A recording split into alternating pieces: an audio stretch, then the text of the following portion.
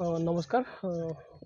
এটা অকণমান ভাল খবৰ, যিসকলে ফিজিকেল কোৱালিফাই নহ'ল, যাৰ মাৰ্ক কম আছে, ফাইনেল মেৰিটত নাহোঁ বুলি ভাবে, তেওঁলোকৰ বাবে SSBৰ কেইটামান ভেকেঞ্চি ট্ৰেডমেণ্টৰ আহিছে। এইকেইটাতো মানে 5 কিলোমিটাৰ ৰানিং চেম টাইপৰ ৰিক্ৰুইটমেণ্ট। এবাৰ চাই ল'ব, মই দি দিম PDF-টো ডেছক্ৰিপশ্যনত লিংক।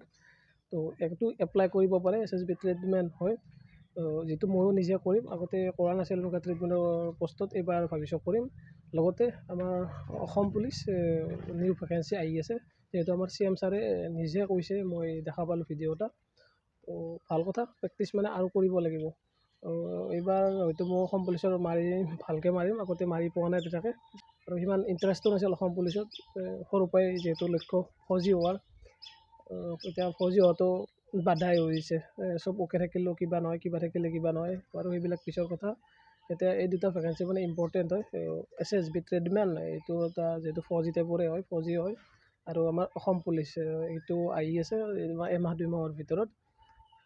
তো এইকেইটা সকলোৱে এপ্লাই কৰক, যাৰ তাৰমানে মাৰ্ক অলপ কম আছে আৰু যদি PET PST ফেইল কৰিছে।